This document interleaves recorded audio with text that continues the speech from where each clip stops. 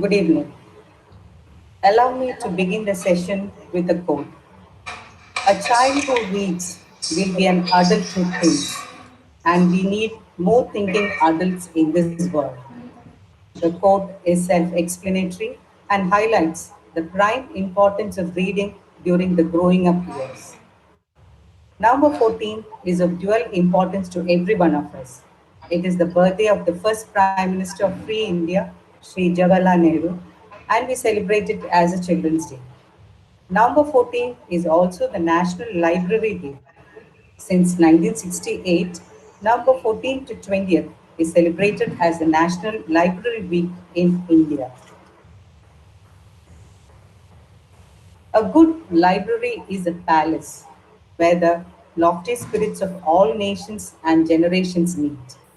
A good library is not only a hub for knowledge, but a place where a community is molded, where a generation of thinking adult is born.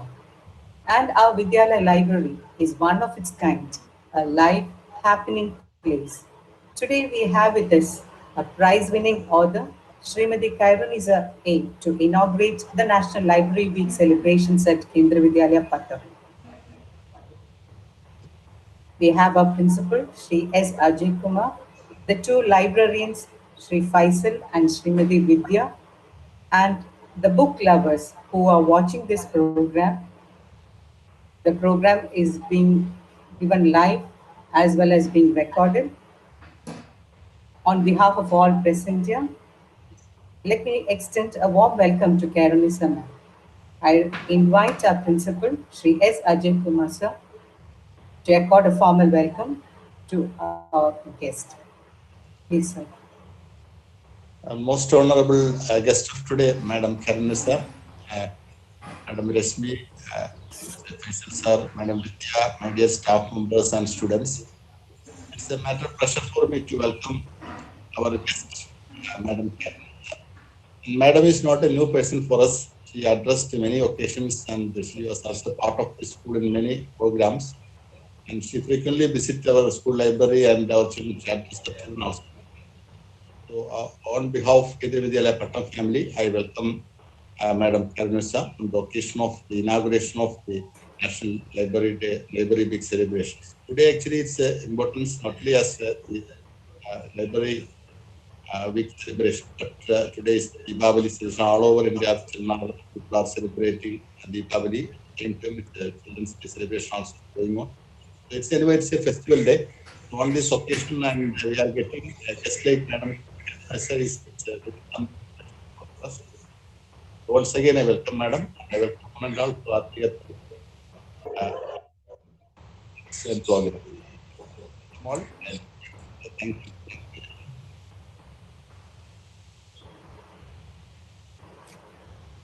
Thank you, sir. Khyrunnisa ma'am Ye- needs no special introduction. Uh, Prize-winning author, I already said.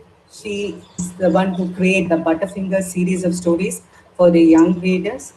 Her first book, Adults, Tongue-in-Cheek, The Funny Side of Life, was published. Her first book, House Fingers,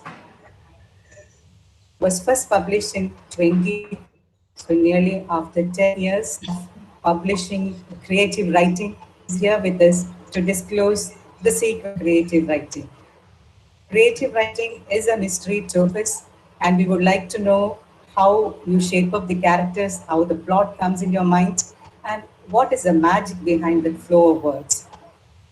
More than all this, what is more important to you as well as to a reader of Karen Man's book is the humor we see in that book. So we would also like to know more about the seed behind the book. On behalf of all present here, may I invite Khyrunnisa ma'am to disclose all these secrets to us. Ma'am, please. Thank you very much. So, good evening, respected principal S. Ajay Kumar sir, Rashmi teacher, SL Faisal, Vidya ma'am, all my other teachers who may be listening in, and my dear students. It is a real honor for me to be here with you, meeting you virtually. I have met you many times before, but that was face to face, and now things have changed. So, before I start, I would like to thank Mr. Ajay Kumar sir for his warm words of welcome. Special thanks to Reshmi too for your words of welcome and to make me feel at home. And you have asked me to unravel all my secrets. I think I really don't know how, whether that would be possible, because there are really no secrets. It's all an open secret actually. So it's for me, my association with KV Pattam has been very special. It's been on for a long time. I think a little after House at Butterfingers came out, Mr. Faisal invited me for a meet the author session, which means it must have been about say 8 to 9 years back. Yes. So, and after that, occasionally I have been coming to physically. Now we have to talk about physically and virtually. So I have been coming physically to college. I have addressed I'm sorry, to KV, and I have also been to other KVs in Trivandrum. And here too, I think you have a morning shift and an afternoon shift. So I have also shifted to both times. I have come in the morning, I have come for afternoon shift. So it's a very familiar place for me, and therefore it is extra special. So to be invited here to inaugurate the library week on this extremely special day is a great honor. Thank you for inviting me. And I must tell you that today is a very special day for many reasons. One, the reason why I'm here, why I'm with you, why you invited me is because you are going to have this library week. So it is starting on November 14th. And November 14th, everyone knows, is also Children's Day, your day, your special day. It's a day for you, Jawaharlal Nehru's birthday, Children's Day. I know that the 11th and 12th students may object a little to be called to being called children, because they would like to move to adulthood. But let me tell you, after that, after you move there, you would really wish you were back to being a child, to your school days, to being with other children, to being one of this special group. That is being, children.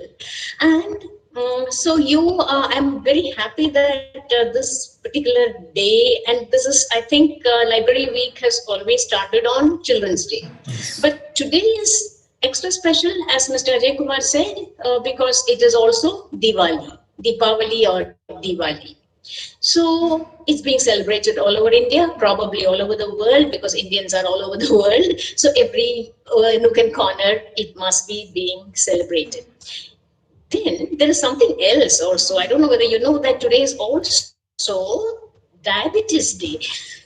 It is World Diabetes Day. Now, I don't really do not know why, whether there's some kind of a connection. See, on the one hand, it is Diwali, and on the other hand, it is World Diabetes Day. So while you're eating all those sweets, suddenly you remember, oh, it is World Diabetes Day, and you better be careful about how much sugar you are loading yourself with. But forget about diabetes now. You just enjoy yourself for a little while, and after that, those who need to can take those tablets. That's what people who are not diabetic tempt diabetics with. They'll say, doesn't matter, you eat, you'll be okay soon, kind of thing. So anyway, so now I would like to wish at the beginning, at the outset, wish you all a very happy Children's Day, a very happy library day, you could say. It's actually the beginning of the library week.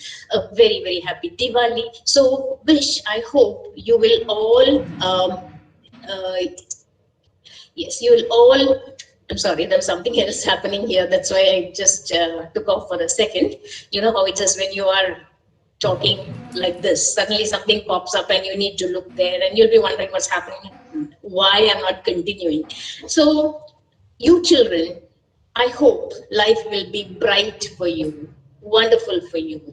Celebrate Diwali and celebrate it with books, with special, with joy, because books bring you joy.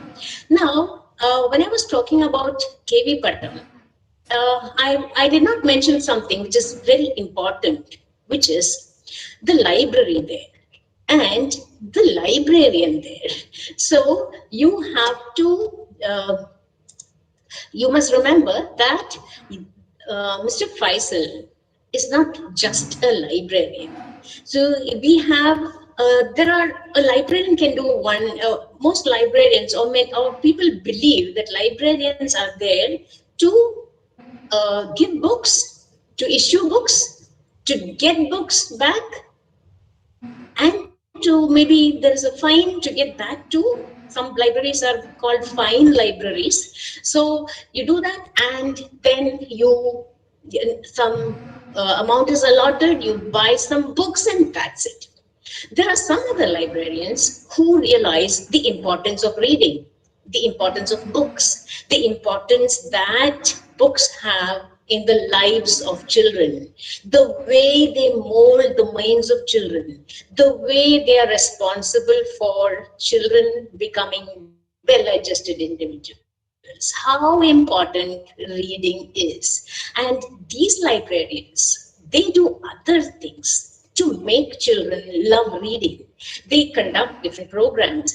They have, I think I remember some you had a challenge, reading challenge program that Yes, yes, you had lots of different types of programs to bring children to the library. The library became a magnet that was attracting children.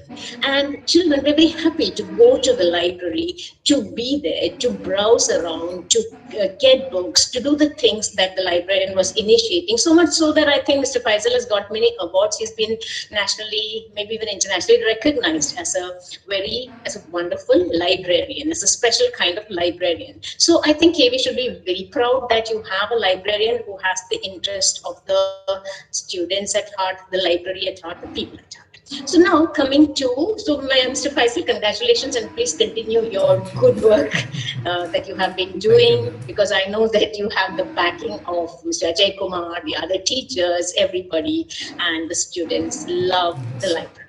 So here, so now what I wanted to tell you was that the library is very important.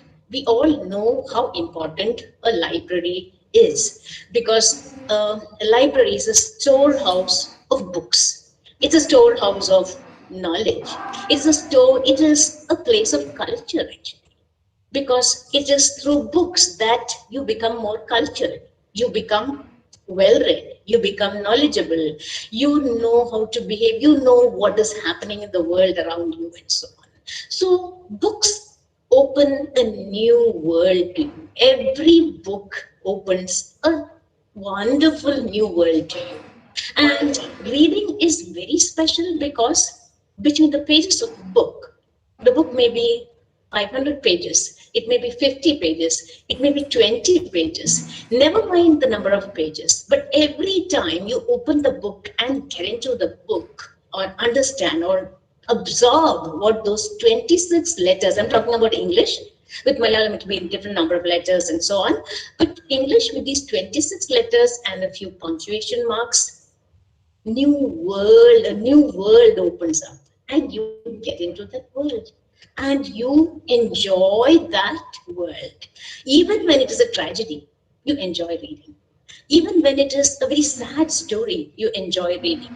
Even when it is non-fiction, which is telling you very serious stuff, you enjoy reading, because it is making your mind grow. So whether it is fiction or non-fiction, you just uh, it is a new world, it is new things, it is enjoyment mostly. So that's why we say that books, you must read books to enjoy yourself.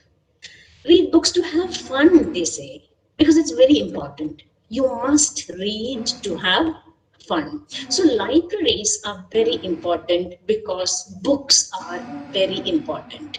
There are writers who have said, I imagined uh, heaven to be a library, because for them it's so important, it's a library is the ultimate. So a library with its books is like heaven. And when you think of books, when you think of people who are not reading, you really feel so sorry that they are missing out on so much. So I think it is the job of the librarian, of the English teachers, of the language teachers, of the principal, of the school in general, to get students to read, to make them enjoy reading, to make them understand how important it is to read. And for that, you cannot tell them, go sit there and read a book. You can't have a house where the parents tell the child, you have to read. And they are watching television, they are doing something on their mobile phones, they are doing something, they are watching, they are talking to themselves. So, how do you expect a child to read when he doesn't, when the children don't see the parents reading? This has to happen. So when I was telling you that the school plays an important role, I would also like to tell you that the parents also, the home also plays an equally important role. What the school does can be undone at home. So it is, but there are lots of homes where they give a lot of importance to reading, where you have parents reading. So in such a circumstance, you don't need to tell the child to read. The child is watching the parents reading. The child understands this. When the child is very small, she's very interested in why the parent is reading. What is that? So, what intelligent or really sensible parents do is they tell stories to children. That's how they start. They tell stories to children because we all love stories. Next, they read stories to them. Third, the child starts reading on his own. So that is how it works.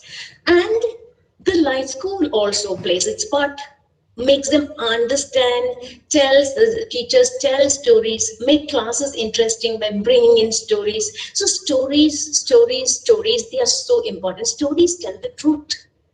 That is the thing. It is, you might call it fiction, but actually stories tell the truth. So we are all, as God's child said, storytelling animals. We love stories. We are passionate about stories. We want to listen to stories. We want to tell stories in our minds. We are thinking up stories all the time. So that is how important stories are.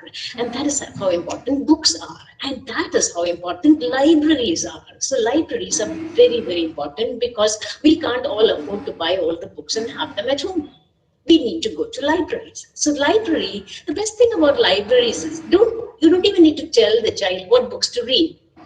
That lovely word, browse. You must browse in the library, walk around, take books, look at them, choose, read the blurb, find out whether it is something that you would like to read, whether the story interests you, whether this non-fiction book interests you. Read. If you don't like, don't continue. Go to another book. But this is how you learn. So libraries are therefore very important. Now we come to the very uncertain times we are in now. We are living in very strange times, very mysterious times. We do not know where we are heading. It is because there is this pandemic. We are living in COVID times. And as I was telling Mr. Faisal when he was talking to me the other day, I told him it is so ironic.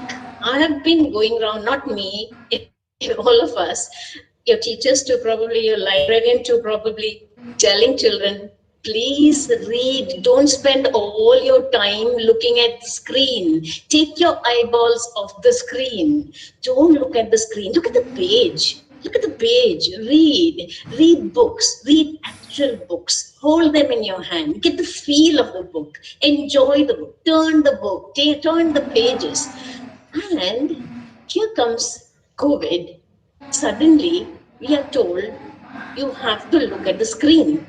Everything is happening on screen.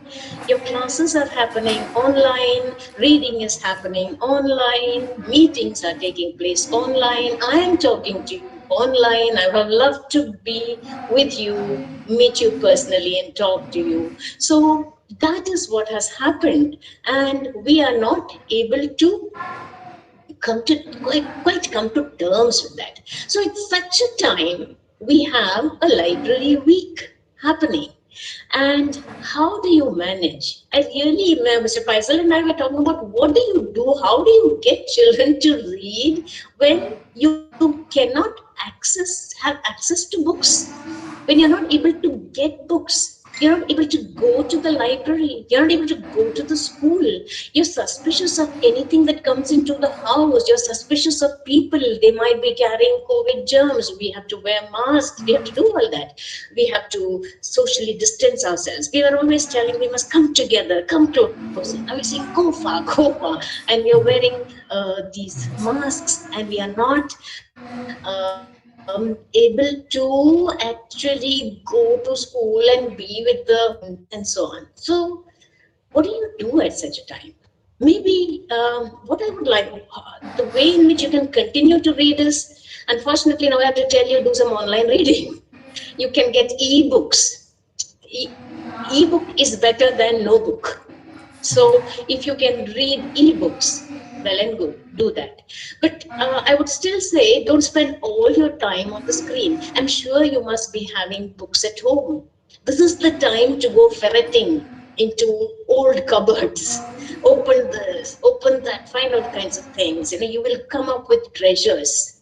And you go to the attic, go to rooms with cupboards that you have never been opened, go into a voyage of discovery. You might find all kinds of books, and so that is one way in which you can read. The other would be, I'm sure your Mr. Faisal must be telling you how to get books. It may be possible. I don't know physically how you can, but I do know that in public library they are issuing books. And there are some lending libraries where books are being issued. Yes. But how do you go there? You can't go there. That's a problem. Some of them, there is a library on wheels. So that library can bring the books to you. But before that, so much of sanitization, so much of preparation, it takes a lot out of the joy of reading all this. But I think we should just remember that these are unusual times. So during unusual times, we behave in unusual ways. So in these, we have to toe the line. We have to do all this. So whatever is possible, we'll do that. In the public library, I think you have to say what book you want, and then no browsing is possible. You have to go with a particular book in mind. I want this book. You tell them that. They will give it to you. I do not know when they will give it or whether you have to pick it up later. So new norms, new rules. But let us look at it as a new kind of world, a different world. We are living in a different world. This is something totally different. So let us follow that.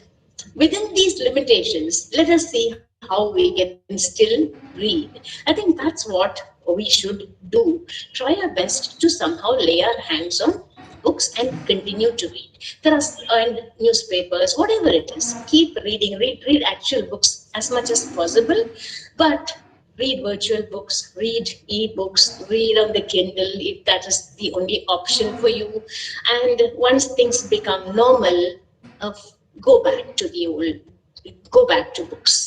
Don't get stuck in this, because a lot of health problems also will be there if you continue like this. So that is what I would like to say. And I would also, Mr. Faisal told me that I must he asked me to tell you something about my latest book. Yeah. So all of you, many of you are very familiar with my books. In fact, quite a lot of you are very familiar with my books. When I came there, maybe I mean those students whom I addressed when I when they were in the 6th standard would probably be in the 12th standard. In fact, one girl in the 6th standard reached out to me. Her name is Sri Harini Sundar. I don't know whether she is anywhere there. So Sri Harini, if you're there, hello. So she said that she will be there. She'll be watching. So she reached out, but there must be others who know me pretty well, whom I also, if it was a personal interaction, I would recognize them as students whom I met earlier, because I have had wonderful times in KV. It's been a joy for me to come there and interact with the students. So I have been writing books, as Reshmi said, you've been writing for so many years. So what are the secrets? I really don't know what kind of secrets I can divulge exactly, but let me tell you that I have 6 Butterfingers books written so far. But my first book is Lost in Ooty. I don't know whether you can see it. It's Lost in Ooty and Other Adventure Stories. All right, it's a well-named book because it is lost.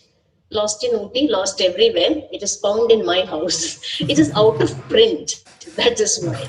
All right, so it is Lost in Ooty. This is my first book. Came just a little before House at Butterfingers did. So these are books you are familiar with. The Butterfingers series, House at Butterfingers, Gold Butterfingers, Clean Gold Butterfingers, 3 novels.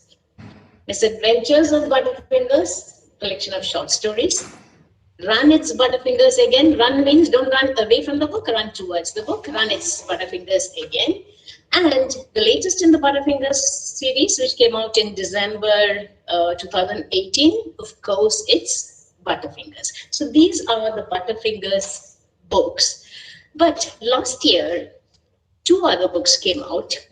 As Reshmi said, it was my first book for adults, tongue-in-cheek, the funny side of life. So you must be thinking, she took 10 years to write a book of art for adults. How can you take 10 years to write a book for adults? Well, it is not quite like that. As I tell people, I got stuck in butter. I started with Butterfingers, and then one book, it became successful. My publishers, Penguin, they wanted a series. So the next book came, then the next book came. Meanwhile, I was writing other things, but as a proper book, it is only Butterfingers that was coming out. And meanwhile, I was also writing a couple of columns. I wrote for the Indian Express. I wrote for the Hindu, a humor column about the misadventures of an urban woman. And they told me, they gave me a free hand. You can write about anything as long as there is humor in it. All right? So what did I do? I put my husband in it. I put my friends in it. I put everyone around in it. And it became a huge success. So readers wanted it to be compiled, those articles, and the result is tongue-in-cheek, the funny side of life. So though it is for adults, there is nothing adult about it, in the sense there is nothing objectionable about it. So you students in the 10th, 11th, 12th, you can also enjoy this book. Very important to laugh a little these days, because COVID has stressed us out so much. So in these uncertain times, the only certainty is books, reading, all right? And to get joy through books. Because books are stress busters. Humor does 2 things. One thing it does is it kind of helps you bond with others. Haven't you noticed how when people are together, somebody cracks a joke, everybody laughs, and then that kind of breaks the ice. So humor helps to bond, and it is a huge stress buster. A good laugh makes you feel much, much better. So humor is very important, especially during these times. Now, this is my book, which is not a Butterfingers book, The Lizard of Oz and Other Stories. I didn't get the spelling wrong, not Wizard of Oz. It is The Lizard of Oz and Other Stories. These are animal stories, as you can guess from the lovely cover. I love the cover. All the animals. There are 13 stories. There are 13 animals, 2 animals hidden behind the scholastic band. I asked the artist, you said all 13 are there. I can't find 2. And he said they are underneath this, behind this. So anyway, and these are stories of animals. And I followed it up with another collection of animal stories which came out just 2 months back, and that is The Crocodile Who Ate Butter Chicken for Breakfast and Other Stories. The crocodile who ate butter chicken for breakfast and other stories. Now imagine a crocodile eating butter chicken. I know we would love butter chicken, but what is this crocodile doing eating butter chicken? Couple of people asked me, wouldn't its insides, I mean, if this is rich food, how would it digest it? I said, I didn't think of all that. I just wanted it to eat butter chicken. I made my crocodile eat butter chicken. That is one of the secrets of writing. All right, Rashmi, you can make them do anything you want. You can, if you want to make a crocodile eat butter chicken, feed it butter chicken. All right, and then field all the other uncomfortable questions that come from readers. How does a crocodile eat butter chicken and so on? So there are 20 stories here, and these 20 stories are about 20 animals. So I'll just tell you a couple. Mr. Faisal asked me if I could read a little bit from a story. So I think I will just do that quickly before I stop, because 35 minutes I told him I will stop, and then I think you have got some questions for me. Yes. So here, one story is about the crocodile. Then there is Gobbling Up Gobbler about the, what is it, turkey. A Kite for Karthik, about a kite. Cola Magic, you must read it. Absent-minded Professor, it is about a monkey. I'm not calling the professor a monkey. There's an absent-minded professor and a monkey. Oh dear, it is to do with some deer wanting to go to a school for antler animals. Zebra Crossing is again a story about which is about a zebra, about a lion, about a leopard, about all these animals. It is set in Zimbabwe. Seize the Day, Fish. When literature returned to Spears Academy, we have Little Snails. Saved by Tsunami, about a dog. Snowy also about a dog. Yankee Uncle is a rat, all right? Green-Eyed Monster is a tortoise. True Flies Day, that's the story I'm going to read a little from. Then the Cat and the Frog, Chip and Mung, Mischievous Squirrels. I was thinking I should read from that, but I'll tell you why I'm reading from True Flies Day. Ajanta and Ellora is about rabbits. White Leghorns in Woodgaon is about hens. Republic Day and Parade. Not Republic Day and Parade, Republic, comma, Day and Parade. I didn't forget my punctuation. I deliberately put the comma because these are names. And They Lived Happily Ever After is a twist of the to the ending of the Cinderella story, right? So that is the story. Now, why I'll read out from the crocodile. I'm sorry, I'm going to read out True Flies from True Flies Day. So True Flies Day is a story about flies, all right? Flies. Now, I don't know how many of you love flies. We know we must love nature. We know we must love all creatures. We say very, very solemnly, I love every living creature. The moment a mosquito sits on your cheek, the moment you see a fly, you go for the fly swatter. The moment you see something that's a creature that is going to trouble you, you're going to kill it, right? So here are these flies. So we have to realize that all these have a role to play in our environment. If we have to live in harmony with nature, we need to understand that we need all these creatures. That's why in my stories, I have not come up, I don't write about extraordinary animals. Mine are all small, especially Lizard of Oz. You have very tiny animals that I'm writing about, tiny creatures, mosquito, you have a glowworm, you have, there is another story here, Diwali, with a difference, but I'm not reading from that today for you. So you have ants, not all these tiny, tiny creatures. So here, True Flies Day is about these flies, and they are all anthropomorphized, meaning they are all behaving like humans, talking. They're very unhappy because they do not have a day for themselves, all right? So these are the names of the flies. Electric fly, simply fly, misty fly, and classy fly returned to Diptera colony for from their Saturday jaunt, buzzing with questions for Clarifly, the wisest fly in the colony. The four friends had seen strange sights that day and wanted clarification. So who did they go to? To Clarify. Once all the flies of the colony had gathered around them, they described their experiences. Everywhere we went, we saw children dressed in gay colors, enjoying themselves. Classy Fly, who loved dressing up and preening herself, said in an envious tone. Some were in processions, carrying small flags. I wonder why, asked Misty Fly. Misty Fly is always mystified, all right? Sounding puzzled. I noticed quite a number singing, dancing, and playing musical instruments, said Electric Fly, sounding quite excited. I think they were just enjoying a holiday, said Simply Fly in a matter-of-fact manner. Come on, Simply, haven't we seen them on other holidays? Said Misty Fly impatiently. The other flies nodded in assent at her words, and she continued. This was different. Clarify, you've got to tell the reason. Clarify, his compound eyes gleaming with wisdom, asked, What's today's date? 14 November, said Classy Fly. Now you know why I chose this. It is 14 November. What's a date got to do with celebrations? Simply Fly wanted to know. Everything, explained Clarify. 14 November is celebrated in India as Children's Day. That's why the children were so happy today. The other day you said 5th September was Teachers' Day.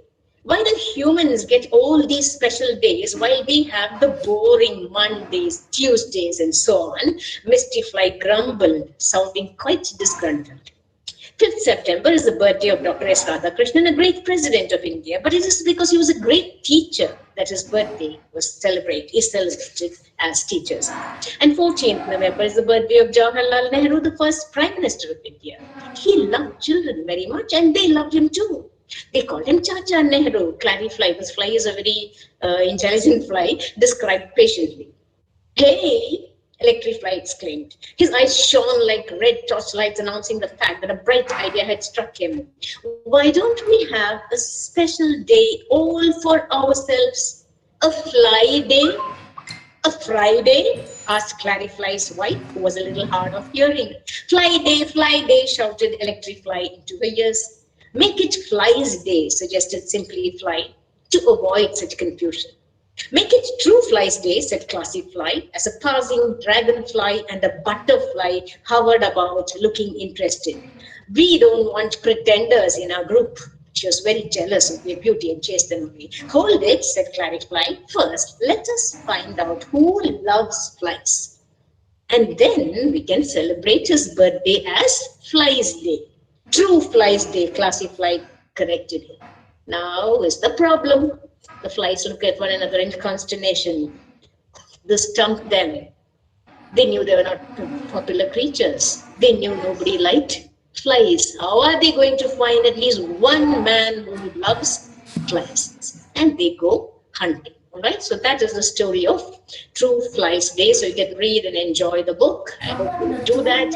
Available, all the books are available in modern books and the leading bookstores online too, and the publishers will also reach the books to you if you want. Mr. Faisal will tell you at a good discount. So that is about the books, and now you're going to ask me questions. But before you ask me questions, I would, first of all, I would like to thank you for giving me this opportunity to inaugurate the Library Week, to be with you for some time.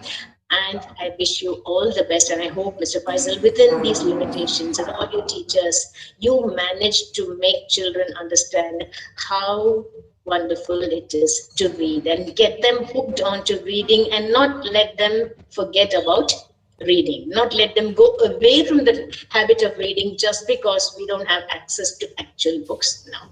So wish you all the best. And 1 minute. This is Julia Donaldson's poem where she talks about how she was asked questions. All right, she's a writer and she was asked questions. The title of the poem is Question Time. So this is children asking her questions. All right, how many books have you written? Have you been writing for years? Where do you get all the paper? Where do you get all your ideas? Do you get bumps on your fingers? Do you get aches in your wrists? Please, can I go to the toilet? Did you write Oliver Twist? I've got a book about spiders. I've got a cut on my knee. I've got an aunt who speaks German. A Gemma keeps tickling me.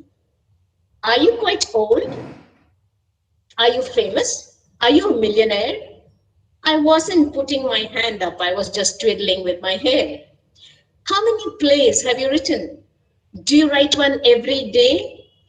Do you? Oh dear, I have forgotten what I was going to say. Will you be staying to dinner? Will you go home on the bus? How many poems have you written? Will you write one about us? So that is it. Julia Donaldson's poem. When people, as children were asking her questions, now you can ask me questions. Thank you, ma'am. Thank you for that wonderful speech. Thank you for inaugurating our National Library Week celebration. Before I give opportunity for the students, I've compiled a few questions they have given me. Yes, okay. Most of the questions are about the process of creative writing. Okay. How do ideas come into your mind? Do you write? Do you rewrite? Do you edit? Is there a eureka moment in creativity? Yeah. Okay. So you want me to answer that first, right? Yes. Yes. So how do you get your ideas? Is creativity a mysterious process? A lot of people call creativity a mysterious, something mysterious. They say up to a point, you're conscious of what you are creating. After that, something big, it becomes a little mysterious. I really don't know. Maybe it is like that. But for me, I can share my writing experience with you, which is that it's a lot of hard work, but it is a lot of fun. And for me, ideas, from getting the idea is the most important thing. See, for that, you have to, one thing is you have to be a reader. You have to have read a lot, because reading a lot without your being conscious, it's all getting there inside your head. So different types of ideas are already there, but you want new ideas, you want fresh ideas for your book. So you have to keep your eyes and ears open. You can get ideas from anywhere. You can get ideas from a newspaper. You can get ideas from somebody who is telling you something. You can get ideas from something that you see on the street. So you see anything, like Tolstoy wrote Anna Karenina when he read in the newspaper about a woman who threw herself in front of a train and was killed. Now we read about such things almost so often. We read them. How many of us have written Anna Kareninas? It was only Tolstoy who did that. He found that as a trigger, and he crafted a huge novel around that, where you have this incident happening, but it is just one incident. So what I want to tell you is that some incident, something will come to your mind, and you can craft a story out of it. So in this book, there are two, three stories which I got the idea. I got ideas from the newspaper. I read about squirrels being arrested for for drinking beer, all kinds of crazy things. Sometimes you find these newspaper items, and therefore I thought, okay, that gave me the idea. But my idea was not about squirrels drinking or anything. My idea was about squirrels who wanted to get into the newspapers. They wanted to become famous. They wanted to be written about, right? So you just get, and then once you get the idea, then the hard work begins, because you have to think of how that idea can be an important part of your story. You have to think of characters who will take the story forward. You have to think of interesting incidents that will take the story forward. You understand? So it's a nice mix of character and incident, and then you start writing. For me, most of my writing takes place in my head. I think of ideas. I think of what to do. Right now, I'm writing the next Butterfingers novel, Smash It Butterfingers. It's a badminton-based book. Already, I start writing, and then with an idea in my mind, and suddenly I get another idea when I am writing. That is what I feel is a little mysterious. I did not think of that. But when I started writing, somehow, during the process of writing, it occurs to me, maybe this will make it more interesting. You understand? I really don't know how that happens. But it happens. It happens often. And that is the mysterious part. Though you have writers saying, I don't know how I wrote this book. The characters just took the pen from my hand and wrote the book. That won't happen. Right? It's just not going to happen. You are the one holding the whip hand. You're the one who is telling the character what to do, where to go, how to behave, and so on. You are the leader. You are the most important person there. You are the one who is like the conductor at the music concert. So you are playing with all these puppets. So you are the most important person. So that is the mysterious way in which, but there is some mystery involved, and that is how it works. All right. Okay. Ma'am, you just told that the next book is going to be based on badminton. All your Yes. previous book had cricket in it, and some of the cricketers that reviewed your books, Mithili Raj, Yes. VVS Lakshman. So, Yeah. what about badminton are you focusing Um, on? Yeah, why am no, actually not all my books are on cricket. The first book was on cricket. The second was actually on football. Gold Yes, Butterfingers yes, was yeah. actually Yeah. based on football. Then I went back to the to cricket in my third book. But I must tell you this: why did I go to cricket again? I wanted to write a book on tennis.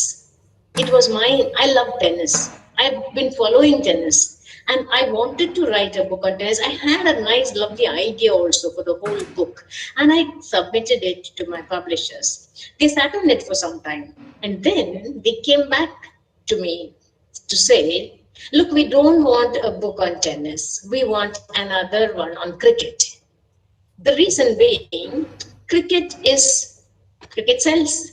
Cricket is also understood better by many people. In India, cricket is almost a religion, they say. So if it is cricket, then you can get more people interested. So I was feeling very disappointed. I was feeling very sad. But at the same time, I was also a little happy about one thing. One thing was troubling me, which is tennis is an elite sport.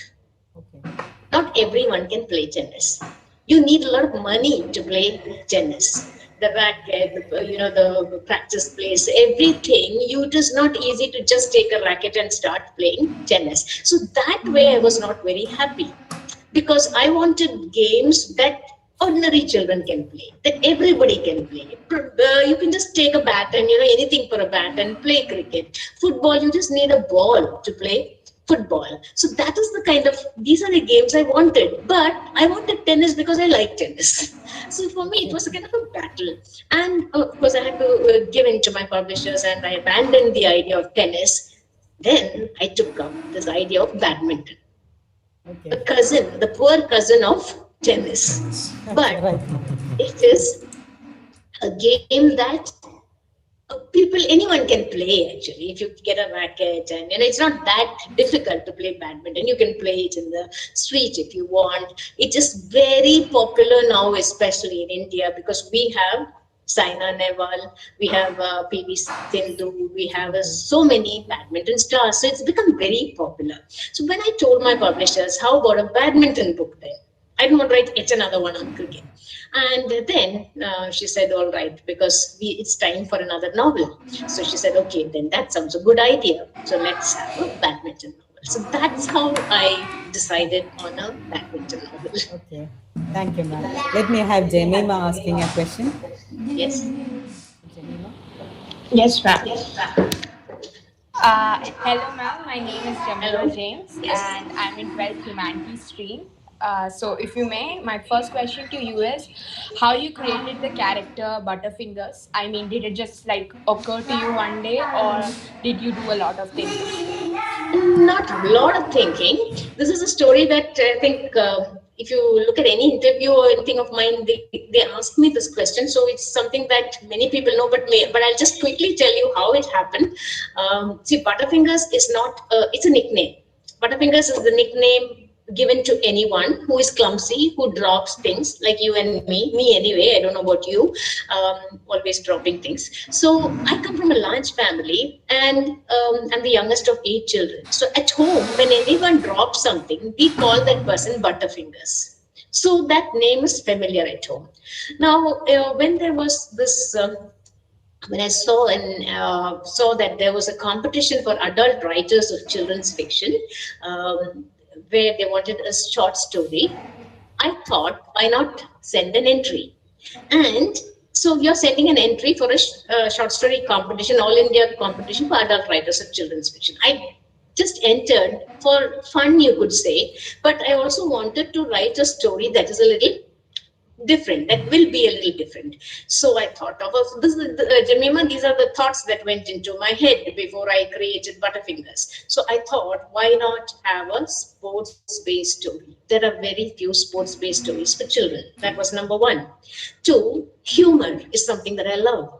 I enjoy humor. My writing is also humorous. I wanted the story also to be humorous. So there is the idea of I wanted a sports-based story. I wanted humor in it. That's when it struck me. Why not have a character who is nicknamed Butterfingers? Because of having a Butterfingers playing cricket will generate a lot of fun. He can drop a catch, he can be clumsy on the field, he can do this and that, which makes everyone hold their heads in agony and frustration. That gave me the idea of Butterfingers. And that was how, in my first short story, I created this character called Butterfingers. And later on, when Tinkle asked me to create a regular character for Butterfinger or for Tinkle, though I had by then written a few stories for them, I brought back this character because I felt that this character is someone children can relate to. He's like anyone. He's not first in class. He's always getting into trouble. He's not the best around, but he's a good-hearted boy. But all his well-meaning attempts land him in trouble. So I thought children can resonate with this character, and therefore I brought back my first stories, Butterfingers, into this series, and then from there it just developed, and then Penguins, the books came all to do with Butterfingers. So that was how it happened. But every time I write a book, I have to think a lot about what is Butterfingers going to do that will trigger off incidents which can be interesting, amusing, funny, and disastrous, but lead to something that is good. Eventually, Butterfingers, by being butterfingered, manages to do something that turns out well. So that is how it works. So that's how I created Butterfingers. All right, Jemima, you okay with this? Yes, ma'am. And now my second question is like, Oh, you have another one. yes, ma'am. I have Yeah. 6 questions. My God. Jemima, just one more question and I'll give a chance to another person. Okay. Then, okay. Yes, Jemima, second question. Yeah. Can you tell us something about how to publish a book when you're just a beginner? And please also tell us about how you published your first book. And please also tell us something about how you started. I mean, how you figured out that you're interested in writing, and did you face any problems while writing your first book, and how your family took it, especially your parents? I think you have packed all the 5 questions into one. Right. Thank you. You're a very smart girl, Jemima. Nice. Yeah. So your first question, how to get your book published? A beginner. Beginners will find it very difficult to get books published. So my advice to very young people, that is who are just studying, is don't think of publishing now. This is a time for you to read. This is a time for you to build this foundation. See, writing can happen only on the rock solid foundation of reading. Reading is very important because it hones a lot of your skills. It's not just about ideas and knowledge and so on, but your language also develops. So everything is developing. So in a sense, if you want to become a writer, you're preparing to become a writer by reading widely, by reading. But you can also have a book in which you can write.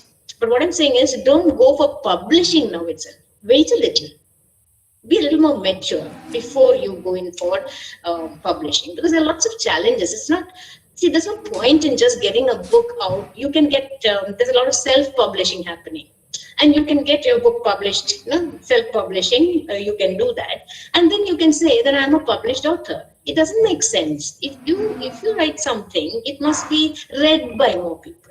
It must be appreciated by more people. There's no point in just rewriting something just to say that you are a published author.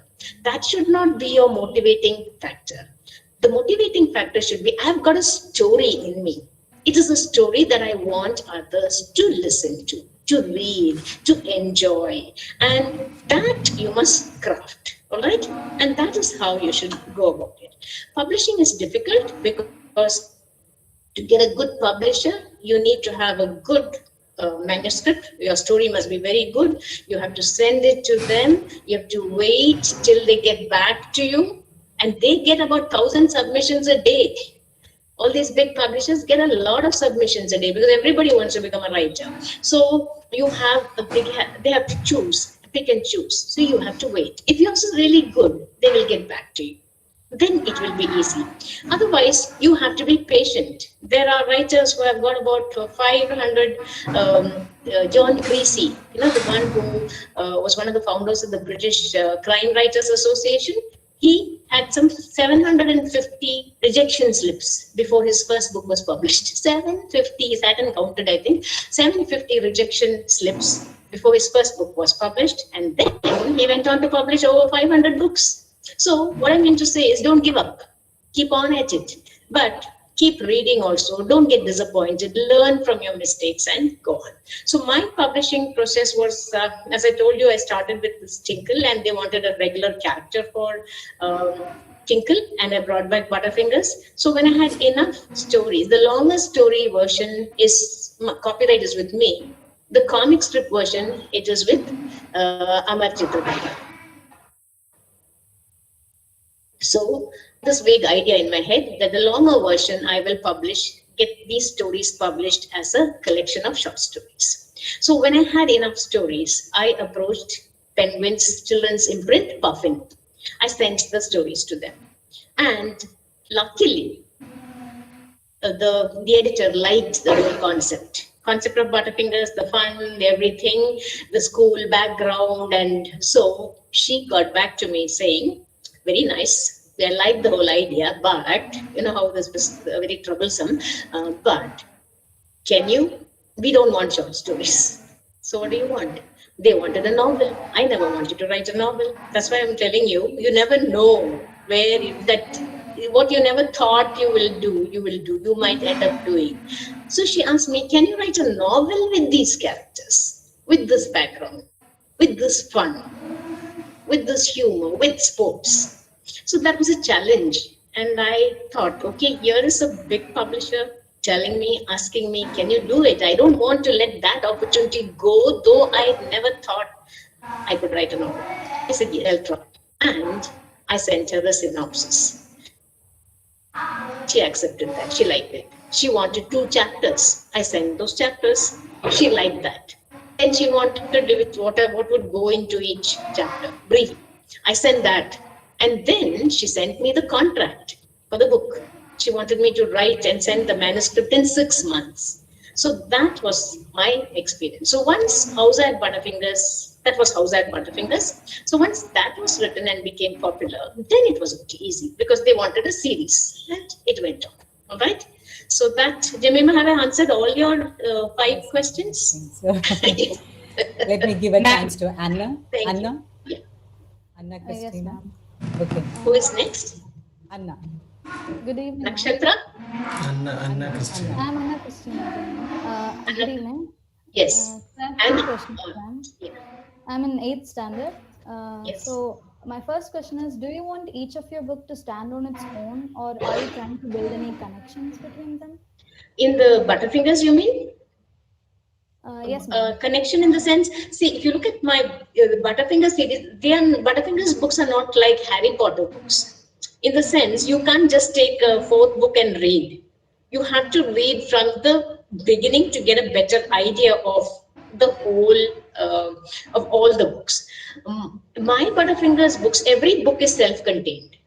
So what I do is, in every book, what I want is you should be able to pick up the sixth book and still read it and enjoy it and understand it as if you had read the first book. Because I do introduce the characters again, not in the same very long way. I mean, not quite like in the first book. Each time I try to change a little how I introduce them. So every book of mine is self-contained.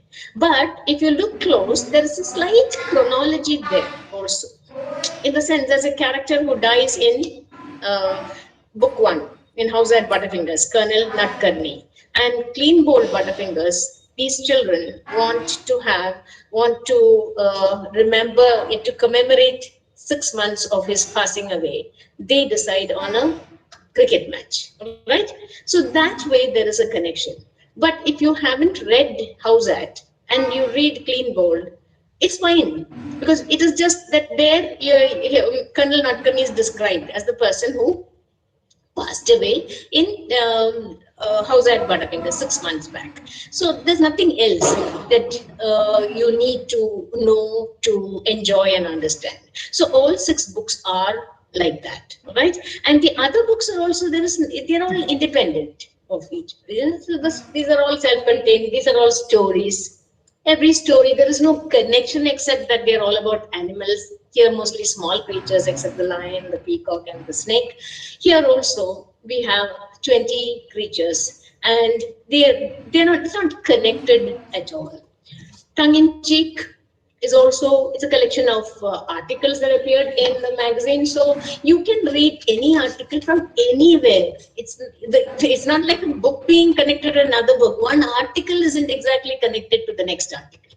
It is connected. We have put them together using what to say, topics which are common, like gastronomical, which is food, wedding, what the doctor ordered, tech age hitches, fun in the city, kitchen disasters. So those kind of common things are put together in slots, all right? So otherwise, no, there isn't that kind of connection. I somehow, I remember, see, you go by what you have experienced. And I remember getting a little unhappy when I took a book and found that I should have read a couple of other earlier books to really understand this book.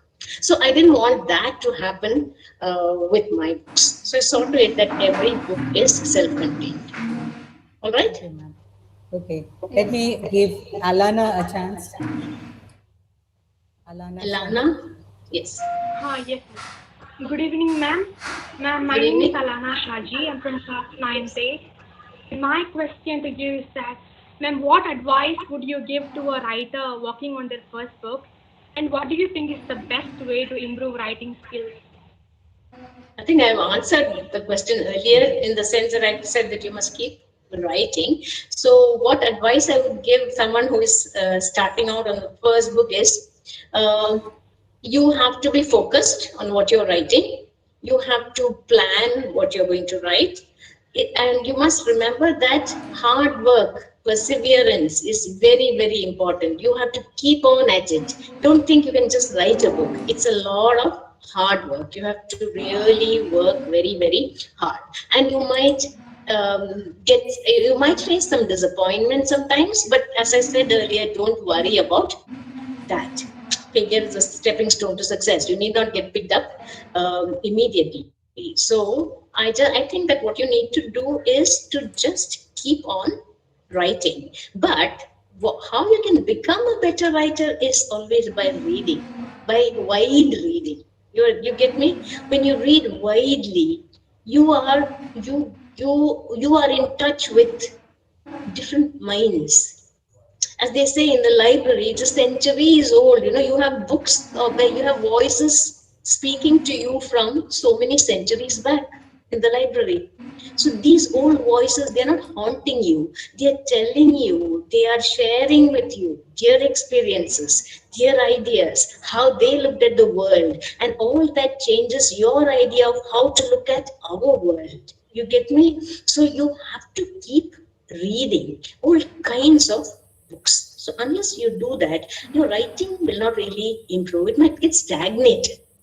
So, in order to keep improving, you need to keep reading on the side. So, never give up reading when you are writing and be very, very, very persistent. Work hard. As who was it, Arnold Bennett said, you must put the seat of your trousers on the seat of your chair. So, what he means is sit tight and write. You have to work hard. Right? Are you planning to Okay. write, Alana? Are you planning to Thank write a you. book? Okay. Yeah. Let me ask Devi to ask a question. Devi of second shift. Devi? Good evening, ma'am. Yes, Ma'am, good I'm evening. Devi Essay of class 9A. It's a pleasure to meet you, ma'am. I'm currently reading your book, Tongue in Cheek, Funny Side of Life. Oh, It's good. one of the funniest. It is one of the funniest book I have ever read. Thank Ma'am, you. I've read that your writings in that book are based on real life incidents. And Yes. my question Yes. is that was that much funny when you were experiencing those incidents mentioned in the book, or you narrated it in that way? What a lovely question you asked me. Yes, very. I really love your question because when these things happen, they were not funny. See, I'm talking about a pressure cooker bursting in the kitchen. Nobody is going to find it funny. It's a dangerous thing. I'm talking about being on a pony, riding a pony when I don't know how to ride and that pony is going very fast. Not funny. But the way you, so everything, there is another, every incident when you look at it, that's how, many of them rather, that's how they happen. You have this parking where my husband just, we are going for a wedding and he just banged the door shut. When I got out, he thought, but my sari's pallu was inside and I got stuck there. So I was stuck to the car. I can't open it and he's gone way ahead. So that was not funny. I'm stuck to the car. I don't know when I will be rescued. I can't call him. My purse is inside the car and his mobile is also lying inside the car. I cannot contact him. So, but what I do is after that, I look at them in a funny way and look at the humor in that. No, so that is how I look at it, and that, so the way I narrate by bringing out the humor is the way I go about writing. The same incident can be written by someone else in a serious way also. About, see, the cooker thing, about how life threatening it can be, what a disaster it can be, how it is very dangerous to have. But I look at it in a light-hearted way. All right, not that I am undermining the seriousness of it, but just that you can look at these things in a humorous way also. Yeah. Thank you for asking that question. Do people recognize themselves in your writing, ma'am? Do people? Ah, yes. Mostly it's my Okay. husband. He recognizes himself very well. Right. So So, he tells people this is highly exaggerated. And so I tell them, yeah, it is exaggerated, but it happened. okay, So when right. you are narrating, you need to embellish it. Otherwise, Okay. it's not funny. So you Yeah. need to exaggerate. You need to make it more. So even, again, going back to this cooker thing itself, when he comes to the room, dal is all over the room as if it had been. As if it had been spray painted. The dal is all over. It was not really all over. It was not like it was on the ceiling everywhere as it was beautifully filled with dal. But you write like that. So that is there. Exaggeration is there, but yeah, those who are there do recognize themselves, and I don't bring in people so that they shouldn't feel hurt. See, my humor is never hurting.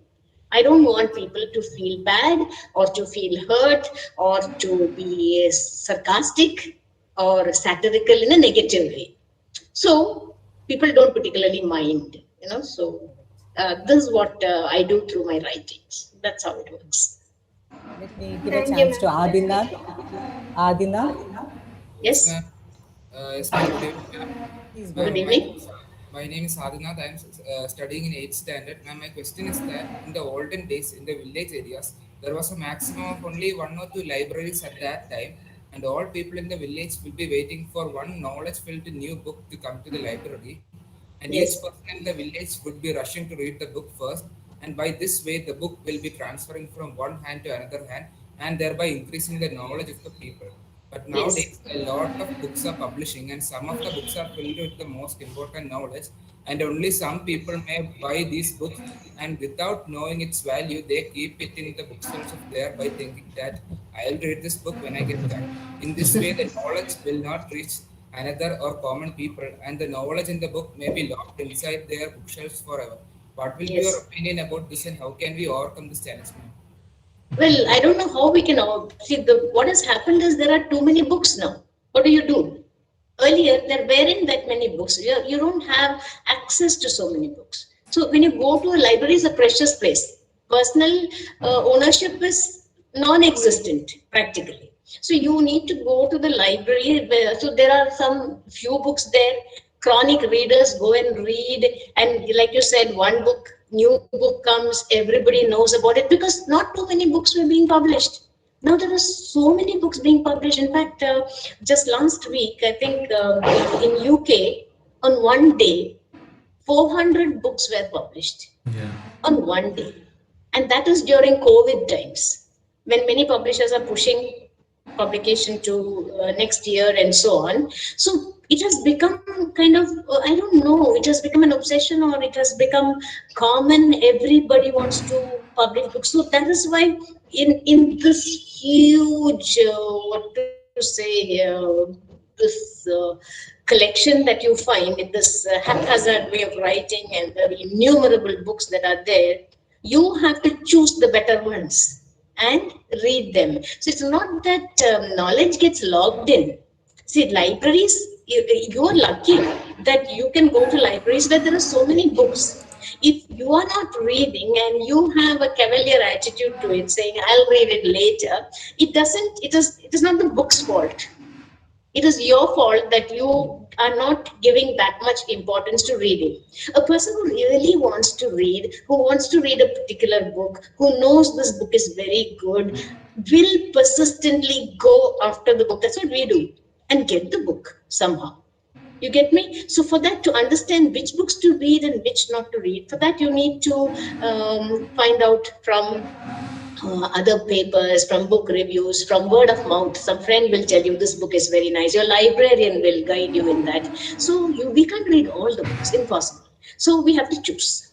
So when we choose, we don't want to waste time. So we need to take books that we think will be good for us. We all have our personal choices. So you may like thrillers. Another person may like only non-fiction. So doesn't matter. You pursue that, but also try to read some other books. So I would say that we are actually spoiled now with too much, and therefore we need to practice moderation. We need to practice discernment and find out which books we should read, and those books are accessible. It's not like in the village where you have to wait for a long time to get the book. You can get the book much earlier. So it is all going back to you. You have to see that you get the book you want to read. All right. Okay, ma'am. Thank you. Yeah. Right, thank you. Let me ask Siddesh or Siddhi to ask a question. Do you have a question? One question, Siddesh. Yes. Good afternoon, madam. I wanted to ask you whether what would be your advice to an aspirant who is more interested in writing history and historical fiction and others of that sort, such as the history of the country and twisting the history of the country to fiction and thereby creating a tricky genre by converting history to a normal fiction and thereby No, modifying it. yes, it's a little dangerous actually when you do that. You can't just twist history to suit you. Historical fiction, if you look at historical fiction, you will realize that they don't change history. The genuinely good historical fiction books, they will see that the whatever is happening is not changed. Historical fiction, they go into some hitherto unknown character of a historical figure, or what they do is they create new characters during historical times and build fiction around that. So the details of history or the events of history that happen, they you can't change history. People are trying to change history. That's there, we know that, but that is happening everywhere. So you look at history of any country after the World War, you will find each country having their own version of what happened and how things happened and so on. The victor will have their version. The ones who were vanquished will have another version. So that is there. But when you are trying to write historical fiction, there is a lot of truth in it. In history, everything, as they say in fiction, nothing is true except, no, everything is true except names and dates. And in history, nothing is true except names and dates. I don't know. So I remember some quotation like that. Anyway, so, but what I would like to say is that when you write historical fiction, you have to be very careful.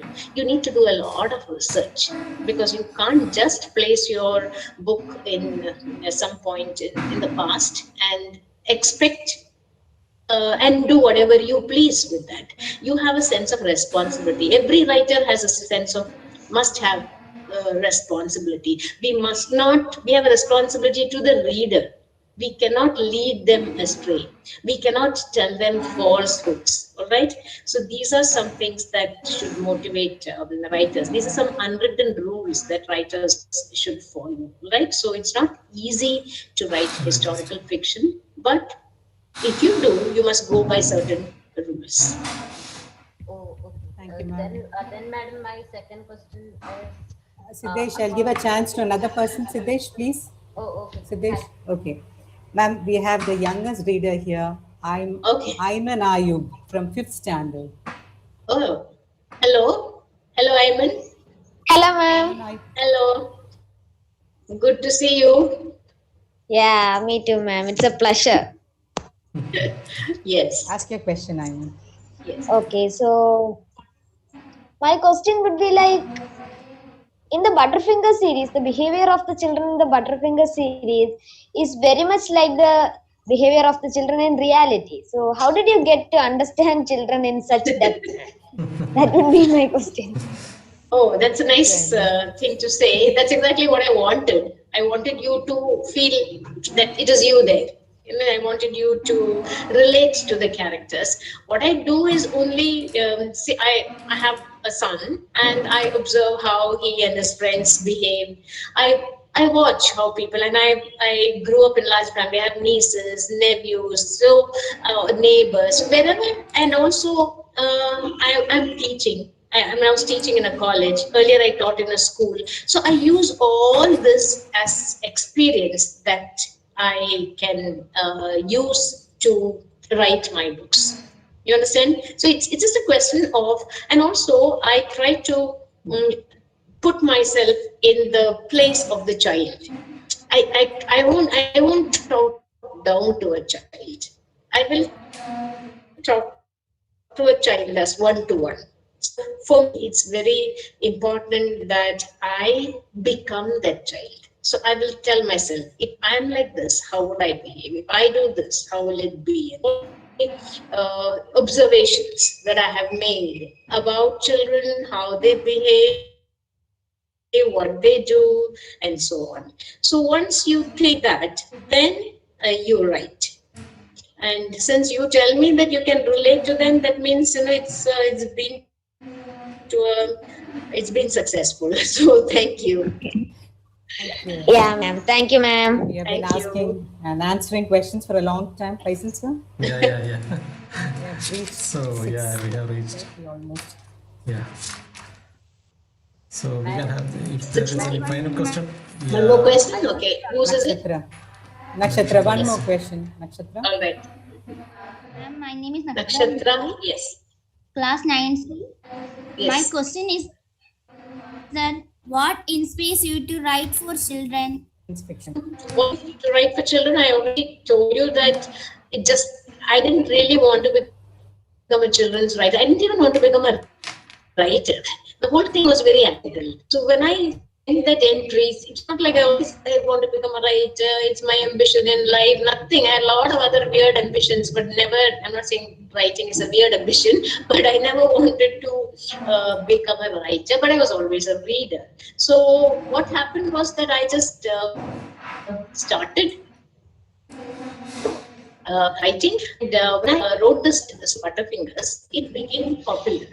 So I started writing. Your question was, what exactly did you want me to ask, say, Ma'am, Nakshatra? what inspired you write to for children?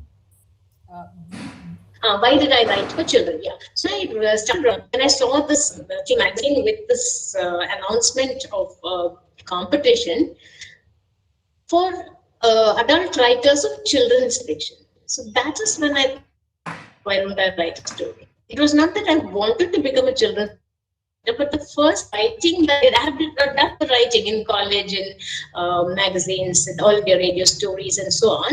Those were not for children. But then, because it was such a competition, I wrote the story for children. But it clicked, and my children's writing became popular. You get me? So as I said earlier, that is why I went. I didn't write for adults till recently. I started. You get stuck sometimes. So I got stuck, and stuck in the sense stuck writing for children. And then you get other offers for writing for children. So it happens. You're writing for children. Why don't you write for this magazine for children, for children, for children? And that is how it was not my choice as much as a choice that was fostered on me. Yeah. Thank you, ma'am, for So, answering all the questions. ma'am, Faisal sir? yeah, last one I would like to call that Neerja. Neerja is there? Is Neerja there? Neerja Unnikrishan? Yes, sir. Yeah. Actually, Neerja created one trailer for this program, and it is on our Facebook page also. And she had read all the books written by you. Neerja, Oh, thank you, Ninja. do you want to ask something? Madam.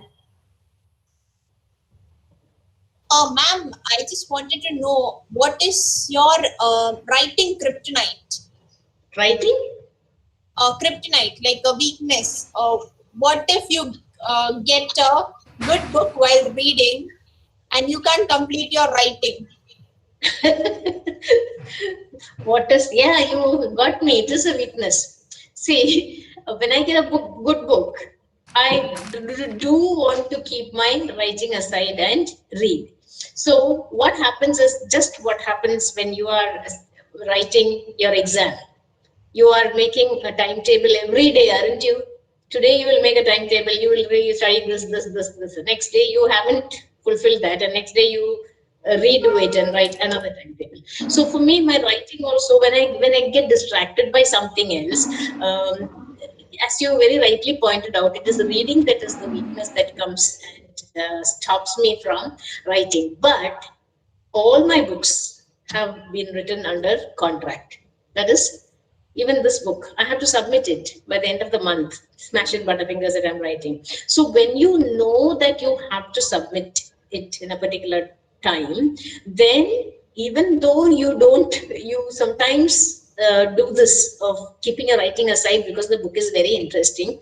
I read when I'm eating, I read whenever I snatch time to read somehow and manage that. But I'm always conscious of the fact that time is running out. I need to write. Okay, so I managed to do that, and it becomes a little difficult. But I'm also happy that this is there, because if it weren't there, I would just go on postponing. I'm the world's greatest procrastinator, so I will just keep pushing tomorrow. Whether tomorrow will ever come, I don't know. But when you have a writing under contract, then you know you have to submit it because there is a deadline and you have to give it.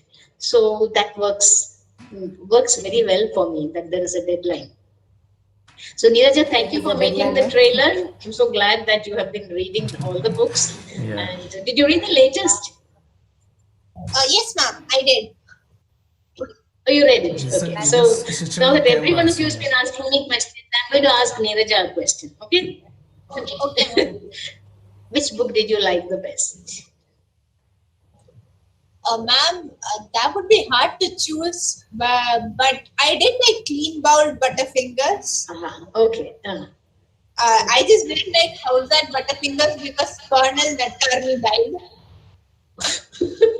I know what do I do? Even now I am being crucified for that because I needed to kill him for my plot.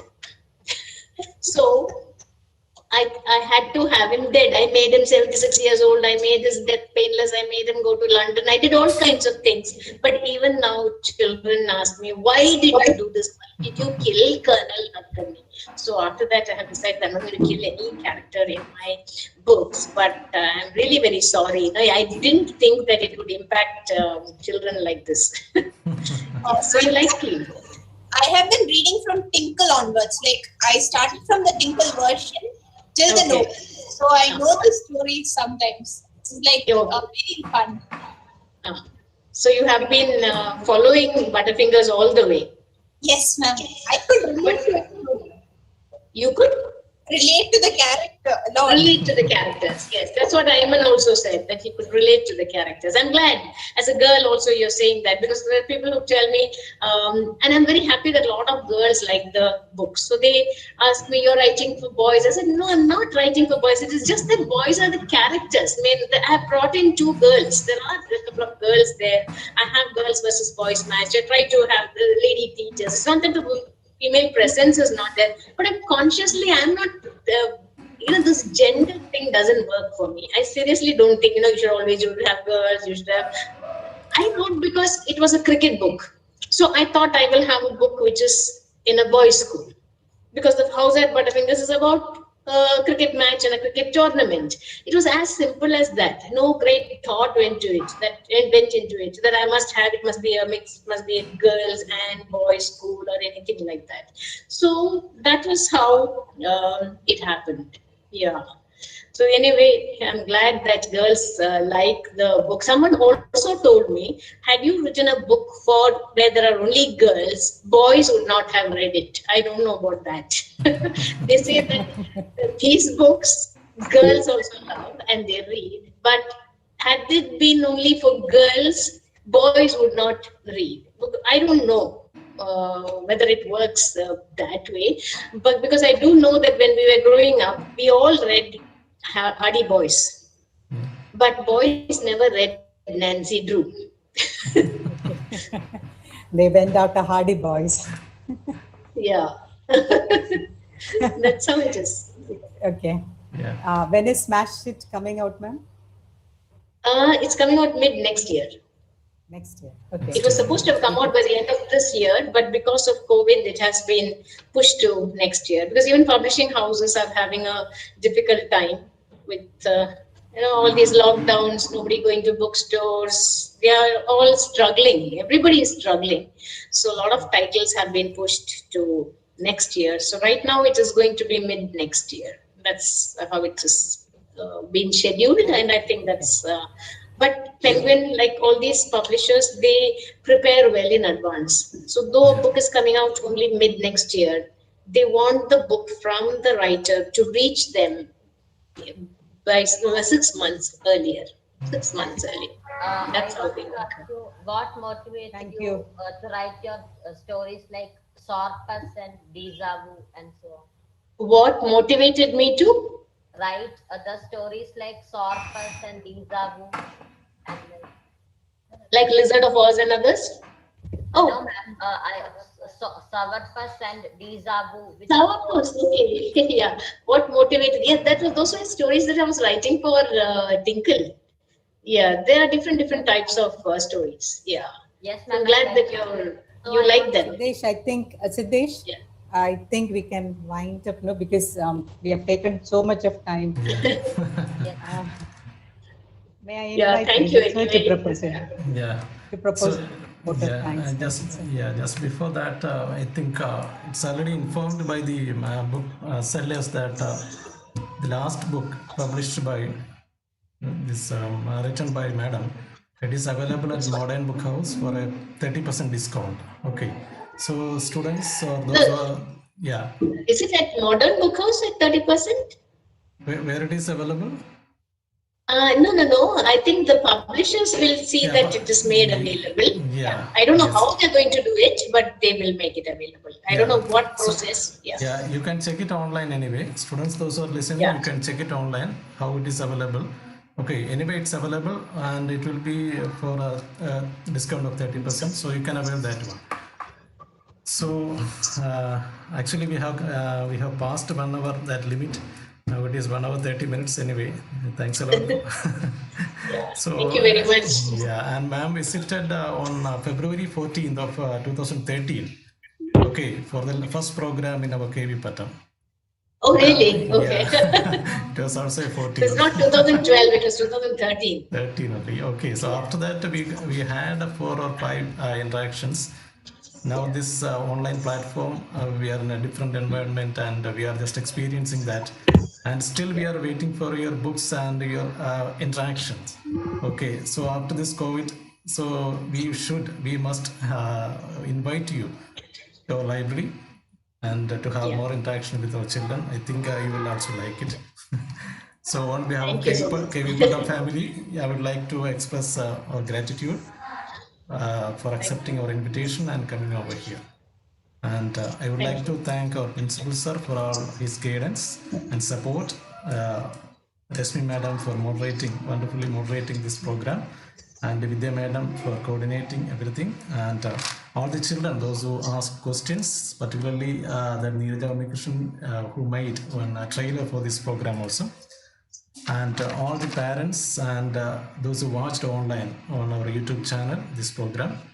So thanks a lot to everyone. Thank you very much. Thank you. Thank you very much. Thank you very much for this very active interaction, and everyone concerned. Thank you for giving me this opportunity. It was a joy to be with all of you. Thank you, Faisal sir, Principal, Reshmi ma'am, Vidya ma'am. Vidya ma'am was very quiet throughout. So, and all children with all your lovely questions. So thank you very much and wish you all the best. Wish your library all the best. Keep reading. That is my message to you. Your Children's Day. Enjoy life. May your life be full of brightness and joy. Thank you. So thank you very much. Thank you so